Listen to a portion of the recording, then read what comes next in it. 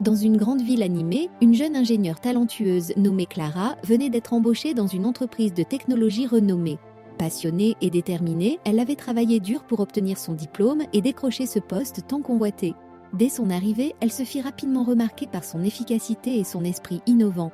Un jour, alors qu'elle discutait avec son collègue Paul, engagé à la même période et occupant un poste similaire, elle fit une découverte troublante. Paul gagnait 15% de plus qu'elle pour exactement le même travail. D'abord incrédule, elle vérifia plusieurs fois ses informations avant de se rendre à l'évidence. Cette inégalité était bien réelle.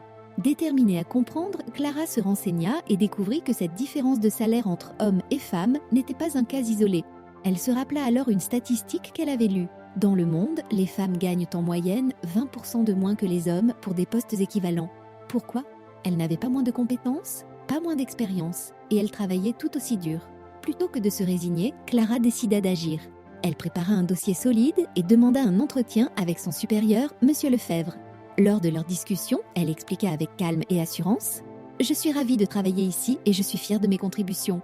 Mais je viens de découvrir que mon salaire est inférieur à celui de mes collègues masculins alors que nous avons le même poste et les mêmes responsabilités. Je pense que mon travail mérite une rémunération équitable. » Monsieur Lefebvre, surpris par cette demande, hésita un instant. Après réflexion, il reconnut l'injustice et promit d'en discuter avec la direction. Quelques semaines plus tard, Clara reçut une nouvelle proposition salariale alignée sur celle de ses collègues masculins. Mais elle ne s'arrêta pas là. Elle encouragea d'autres femmes de l'entreprise à vérifier leur rémunération et milita pour une politique salariale plus transparente. Grâce à son courage, l'entreprise adopta des mesures d'équité salariale, mettant en place un audit annuel pour s'assurer que plus aucune inégalité ne persiste. Clara était fière d'avoir contribué à ce changement, non seulement pour elle-même, mais pour toutes les femmes qui viendraient après elle. L'égalité salariale n'est pas un privilège, mais un droit.